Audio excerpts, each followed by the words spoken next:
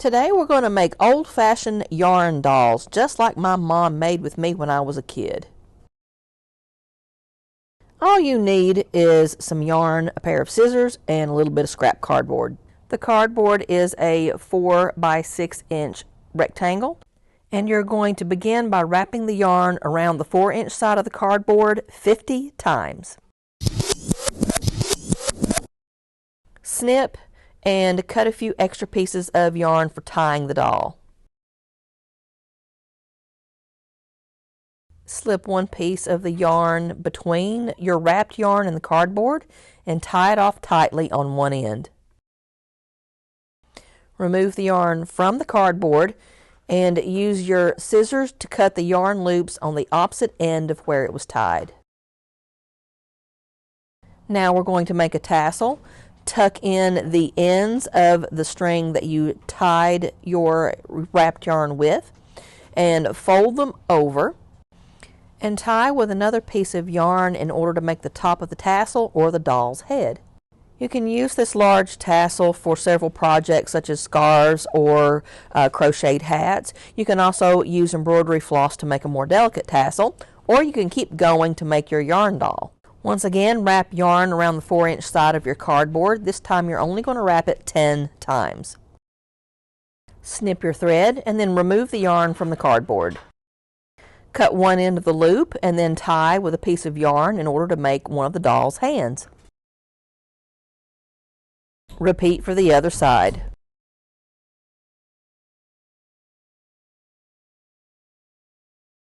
Trim and even yarn ends. Separate the bottom part of the tassel into 2 halves, kind of keeping in mind which part of the ball of the tassel that you want to be the doll's face. Insert the arm in between the 2 halves, pulling tight toward the head of the doll, and then tie a piece of yarn around the section below the arms to make the waistline. If you want your doll to have more of a skirt or an angel type of effect, go ahead and trim the ends and stop your doll here. If you want your doll to have pants, let's keep going.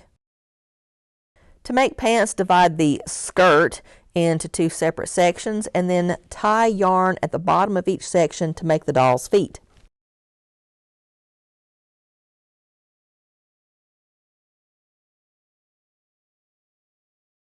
Trim any unwanted yarn ends. Repeat for as many dolls as you want to make. You can use different colors of yarn and use these dolls as toys, as Christmas ornaments, as little gifts on packages for birthdays or Christmas. There's all different kinds of things that you could do with these yarn crafts. You can use the same basic technique to make a yarn octopus, and again you can make these small, you can make them big. All you need to do to adjust the size is just increase or decrease the amount of yarn or the coarseness of the yarn that you're using. So let's get started with the octopus. This time use the 6-inch side of your scrap cardboard and wrap the yarn around your cardboard 24 times. Now for this octopus I am using 2 different colors of yarn to give it a variegated look. As with the dolls, use a piece of yarn to tie off one looped end before removing it from the cardboard. Use a second strand to tie about a 3/4 of an inch down from the original tie in order to make the octopus's head. Pull the yarn tight and then use your scissors to cut the looped ends on the opposite end of your wrapped yarn, again making a large tassel. If you wrapped your yarn 24 times around the cardboard, that means you have 48 total strands. So now you want to divide those 48 strands into 8 sections of 6 pieces of yarn.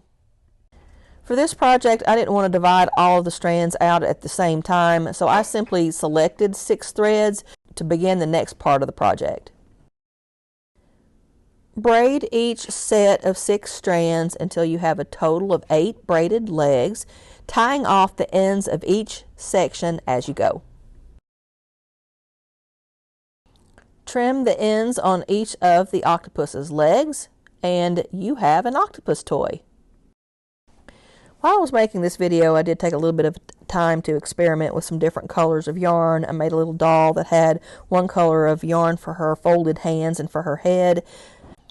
She was really cute, but I ended up naming her my Marie Antoinette doll because she had one little problem. My Marie Antoinette doll? Why? You really want to know why I'm calling her my Marie Antoinette doll? What? Off with her head. Boonk!